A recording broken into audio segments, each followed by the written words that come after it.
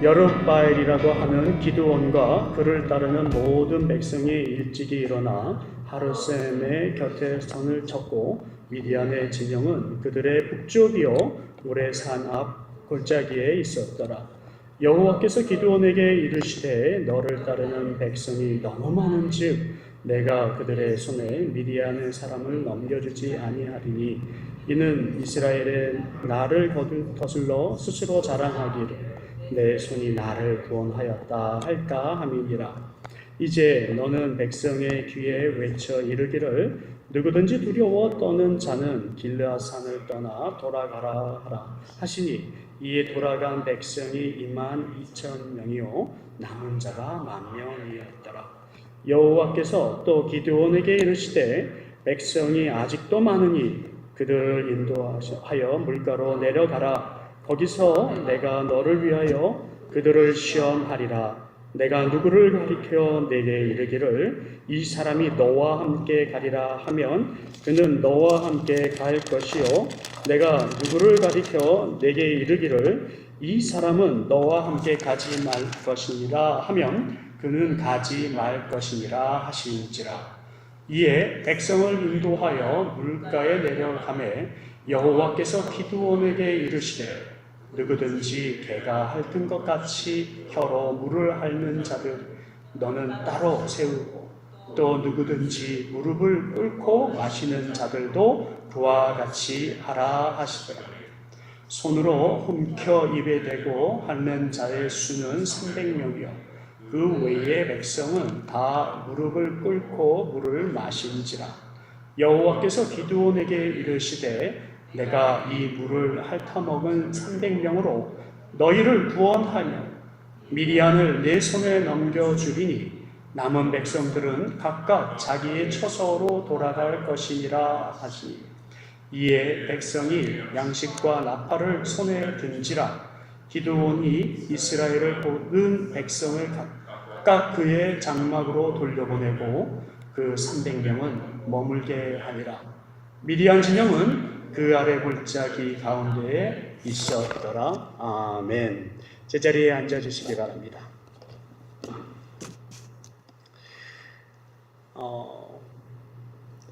여룹바알이라고 하는 별명을 가진 사람이 있습니다. 그 사람이 오늘 성경에서는 기드온이라고 얘기를 한다고 합니다. 여러분들도 별명 가지고 계십니까? 여기 기드온이 가지고 있는 별명은 여룹바알이라고 합니다. 그것은 왜 별명이 붙여졌을까요? 여러분 제 별명 혹시 아시는지 모르겠습니다. 수년을 저와 함께 계셨지만 제가 제 별명을 말씀을 드리지 않았기 때문에 잘 모르실 수도 있는데 저 별명은 듣고 나시면 아하 그러실 것입니다. 저는 새우라는 별명을 가졌습니다. 제가 항상 눈이 안 보인다고 해서 새우였습니다. 근데 이 별명은 아주 오래전서부터 제가 가지고 있었던 별명입니다. 이 새우라는 별명 때문에 참 웃지 못할 그리고 마음 아픈 순간도 있었지만 별명은 그렇게 사람들을 어떤 모습으로 그 사람에 대해서 조금씩 묘사하는 그런 것이 있습니다. 여기 기드온이라고 하는 사람에게 여룹바알이라고 하는 그 별명이 붙여지게 된 동기가 있습니다. 그 동기는 바로 바알을 이겼다 하여서 여룹바알입니다. 여러분 바알을 이겼다 할 정도로 여러분들이 그 사람을 평가를 한다 그러면 이 사람은 대단히 영적으로 능력 있는 사람입니다. 힘이 있는 사람입니다. 그로 말미암아서 미디안을 치면서 여기까지 온 사람이 바로 기드온이라는 거예요. 근데 사랑하는 성도 여러분, 여러분들 아시죠? 지금이 어떤 시대인지 중국으로 말하면 춘추 전국 시대라고 말할 수가 있습니다. 춘추 전국 시대에는요 모든 상황과 여건들이 그냥 우후죽순 들쭉날쭉 진짜 영어로 말하면은 케이오스 그 시대입니다. 누구든지 힘만 있으면 모두 장악할 수 있는 시대인데요. 지금 기드온은요 그 조그마한 이스라엘이요 그 전쟁 가운데서 그런 상황 가운데서 이렇게 올라오면서 자기들의 그 영역을 보호하고 보존할 수 있다고 하는 건 대단한 거예요. 그러니까 이 사람들이 시기 질투가 일어났습니다. 그래서 미디안의 광야의 모든 족속들과 그리고 많은 다른 타 민족들이, 다른 나라들이 힘을 합쳐서 연합군을 형성을 해서 야, 우리 이스라엘을 치자. 기도원 저 안 되겠다. 근데 지금 이 시대는요, 사사 시대라고 조금 전에 말씀드렸는데, 사사 시대라고 하는 것은 왕이 없었던 시대를 사사 시대라고 했고요. 성경에서는 사사 시대를 인간들이 원하는 마음대로 활동하는 시대를 사사 시대로 묘사를 하였습니다.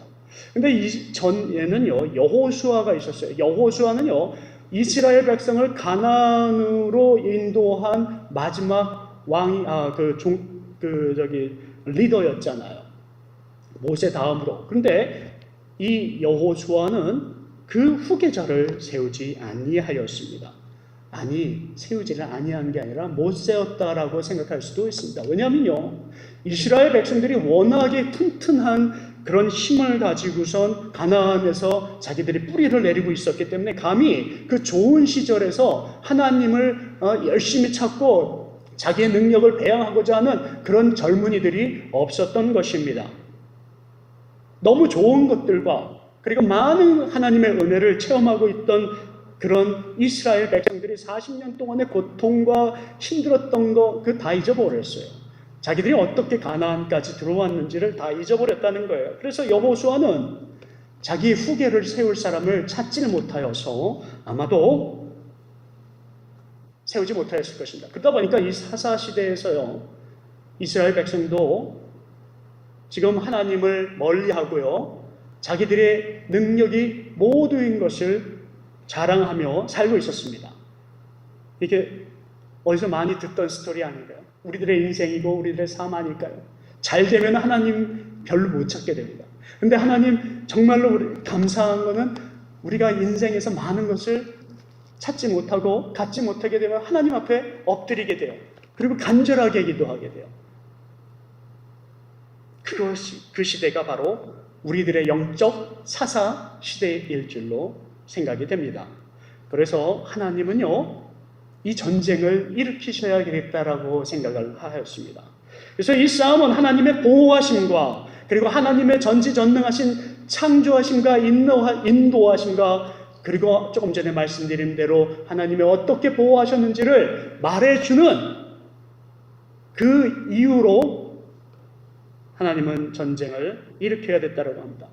근데 전쟁을 일으키고 계획하신 것까지는 좋은데요, 이 전쟁 좀 너무했어요.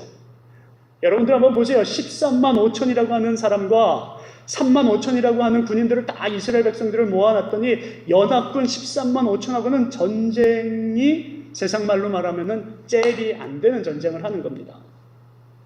아니, 하나님 아말렉과 여러 동맹들을 다 모아서 13만 5천이면은요, 이스라엘 백성들은 지금 은맥이 지고 부들부들 떨기 시작하였을 것입니다. 근데 여러분들 오늘 이 결과만 우리가 보아서는 잘 알고 있듯이 하나님께서 그 전쟁에서 승리를 이끄신단 말이에요. 기가 막힌 거죠. 근데 세상 사람들의 눈으로는, 우리의 지식으로는 이해가 안 가죠. 3만 5천 가지고도 힘든 전쟁을 거기서도 줄여라. 그래가지고 또 2만 5천, 2만 줄이고 또 만도 또 결국에 줄이고 결국에 또 남은 사람 300 가지고 전쟁을 치렀다. 그럼 이 승리의 비결은 분명히 있을 것입니다. 하나님의 메시지의 포인트가 분명히 거기에 있었을 것입니다. 하나님은 철저하게 하나님의 계획 가운데 이스라엘 백성들을 엎드리게 하셨습니다. 여러분들 오늘 이 포인트 안에서 우리의 삶을 한번 비추어 보기를 원합니다.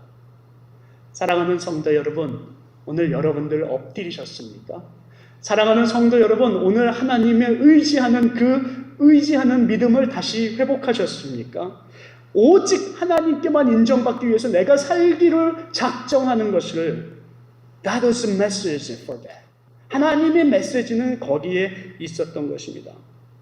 하나님이 아무리 하나님의 능력자이시고 하나님의 능력이 있는 것, 하나님의 힘이 있는 것을 보여주려고 하는데 우리가 그것을 찾지 못하는데 그것이 어떻게 나타나겠냐고요. 어떻게 우리의 삶 가운데 하나님이 나타나시겠냐고요.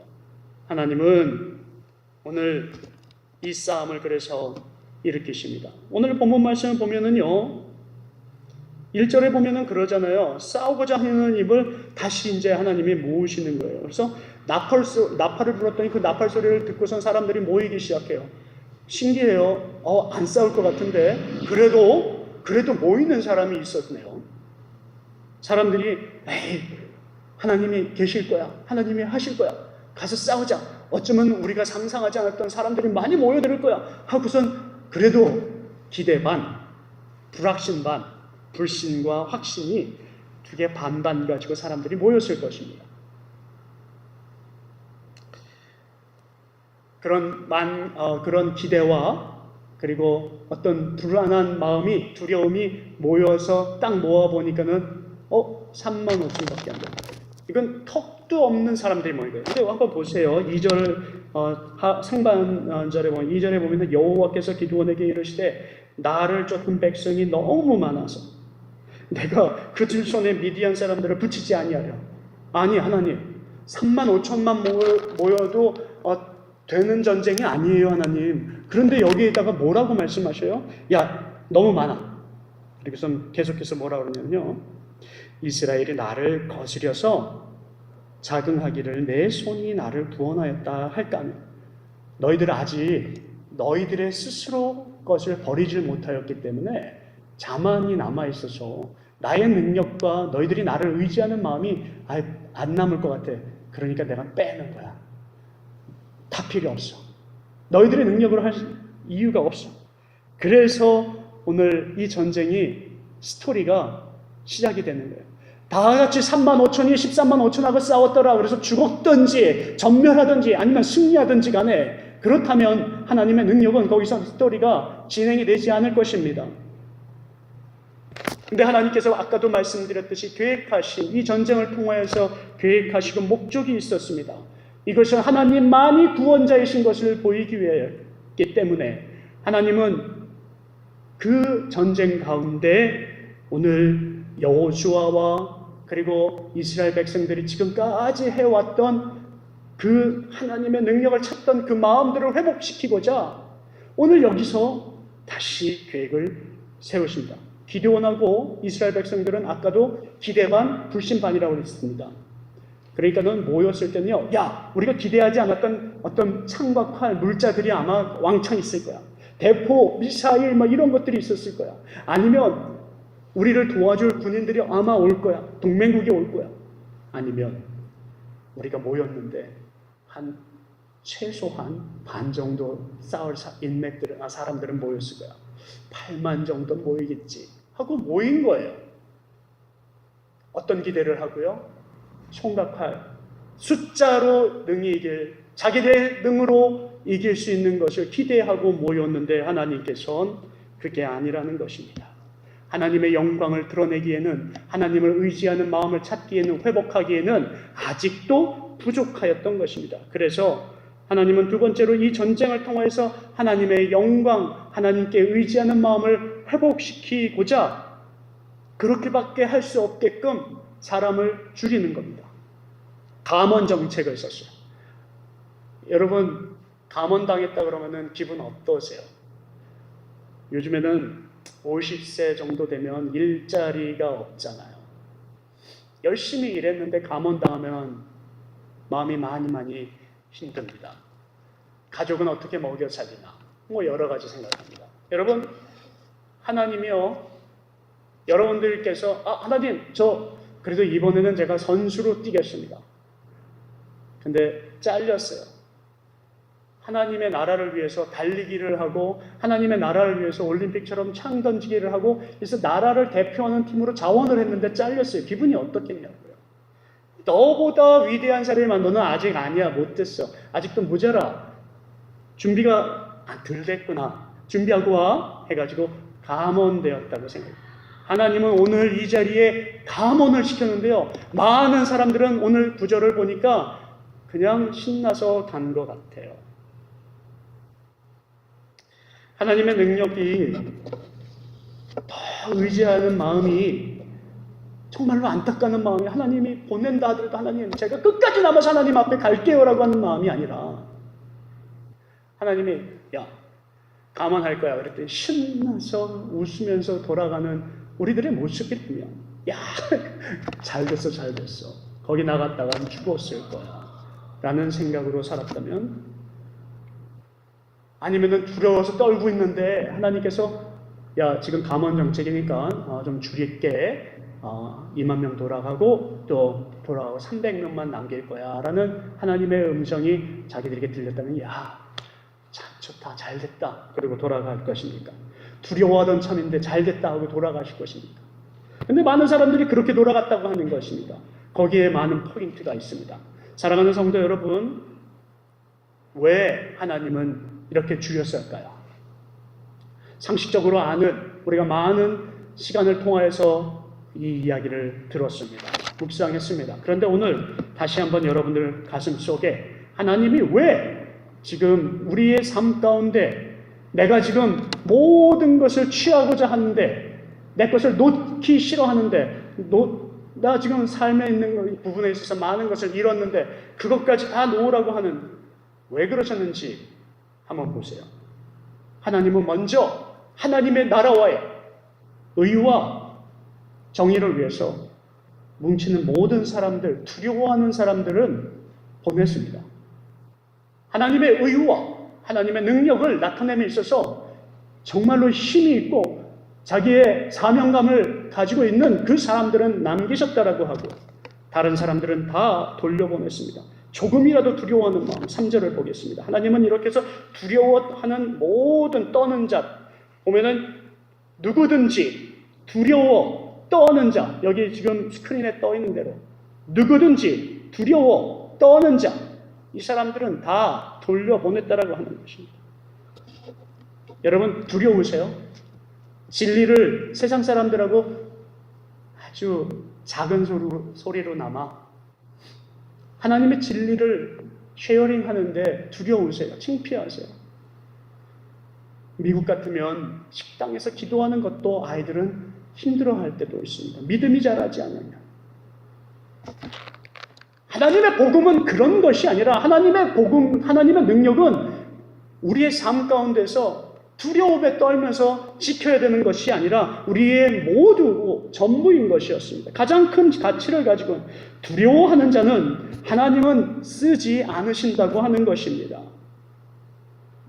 하나님은 이 전쟁은 현실로 바라보면은요, 두려워하는 자가 있으면 어떻겠습니까? 그럼 자꾸 나 두려운데, 야, 우리가 정말 이 전쟁에서 이길 수 있을까? 잠자다가도 그렇고 밥을 먹다가도 그렇고 쉬는 시간이라면 사람들끼리 조금만 모이면 불평하게 될 거야. 야, 저쪽 팀엔 미디안 연합군에는 병거가 수십만 대래, 수만 대래, 수천 대래, 100대래. 근데 우리는 하나밖에 없어. 이길 수 있을까? 저쪽에는 칼을 가지고 있는데 이스라엘 백성 그 3만 5천 만 이 사람들은 돌로 된 칼밖에 없어요. 그러니까 야, 우리는 돌로 된 칼로 저 사람들을 이길 수 있을까? 저 사람들은 빗나가도 우리를 죽일 수 있는데 우리는 힘써 그 사람을 쳐서 기절시키지 아니하면 죽일 수 없는데 우리가 이길 수 있을까? 여러 가지 생각들이 불안하니까, 두려우니까 사람들하고 그 마음을 나누다 보면 하나님을 향한 많은 용기를 가진 사람들을 같이 불신하게 만들고 두렵게 만들고 염려하게 만들고, 그래서 그 연합의 힘을 깰 수가 있게 되죠. 하나님은 그런 것이 필요 없다라고 하는 것입니다. 하나님이 원하시는 것은 염려하지 않는 자, 두려워하지 않는 자, 하나님을 더 강하게 의지하는 자, 그 자가 필요하셨던 것입니다. 우리 삶의 앞에도 두려움이 많이 있습니다. 여러분들 두려운 거 많죠?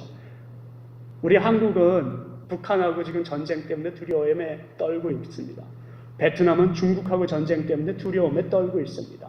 인도네시아도 중국과의 전쟁에 떨고 있습니다. 수많은 사람들, 수많은 나라들이 그렇게 대로와 그리고 정치, 경제 모든 것에 의해서 떨고 있습니다. 여러분들 두려움에서 떨고 있습니까? 근데 사실은 오늘 이 성경에서 두려움이라고 하는 것을 얘기하실 때는요, 다른 의미로 얘기하시는 것입니다. 우리의 두려움은요, 잃어버리는 거예요. 상실, 소실하는 마음입니다. 제가 제일 두려운 거 여러분들에게 목회자로서, 목사로서 제일 두려운 게 뭔지 말씀을 드리면 맞아, 그러실 수도 있겠다라고 생각하실 거예요. 한때는, 그리고 뭐 한때라는 생각도 없어요. 지금은 하나님의 마음을 저를 바꾸셨기 때문에 많은 것에 자유로운데요. 그것을 깨닫지 못했을 때는요, 크고 광대하고 유명하고 그런 목회자를 꿈꿨습니다. 그래서 저의 이름에 걸맞는 모든 일들을 하기 위해서 정말 여러분들도 아시겠지만 많은 경력을 가진 사람으로서 그것을 자랑하며 살고 싶었어요. 그러니까 제가 두려운 게 뭐겠어요? 그 자랑할 것들이 잃어버려지는 것, 상실되는 것이 두려운 거죠. 근데 하나님은요, 그 두려움을 놓고 지금 말씀하시는 거예요.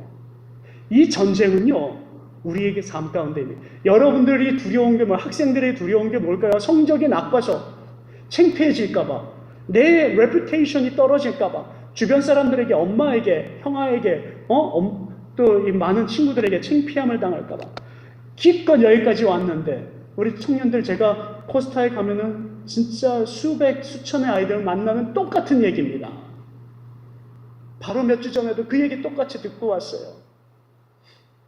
유학을 왔는데, 이민을 왔는데 공부가 잘 안 돼요. 영어가 잘 안 들려요. 창피해요. 여러 가지요. 돈이 부족해요. 모두 다 자기 생각입니다. 사업이 안 돼요. 다 자기 생각입니다. 우리 삶 가운데 친구를 잃어버리고 내 레퓨테이션을 잃어버리는 그 두려움이 사실은 사사시대를 거쳐 사울에게까지 갔기 때문에 사울은 하나님이 그것을 쓰지 않는 왕이 되어버렸던 거예요. 근데 다윗은 그것을 이긴 왕으로서 하나님이 사용하셨던 것이죠. 두려움이란 것이 바로 그런 것이었습니다. 내려놓으면 아주 간단한 것들, 신경 쓰지 않아도 되는 것들, 사람들이 나를 칭찬하고 안 하고 그건 전혀 상관하지 않는 것들, 의미가 없는 것들. 우리에게는 어떤 전쟁이 필요한 거예요? 어떤 것이 두려운 거예요? 하나님이 나를 보호하시는데 나 수많은 적들이 나를 쓰러뜨리게 할 때 그것을 어떻게 이길 것인가? 복음의 승리를 어떻게 할 것인가? 이것이 우리에게 중요한 것이죠. 헌신이라고 하고요, 사랑이라고 하는 것, 여러분들 60% 사랑했어요 하면 여러분들 그 사랑이 진짜 사랑일까요? 제가 저희 아내를 결혼에까지 가기까지 아주 공을 많이 들였습니다.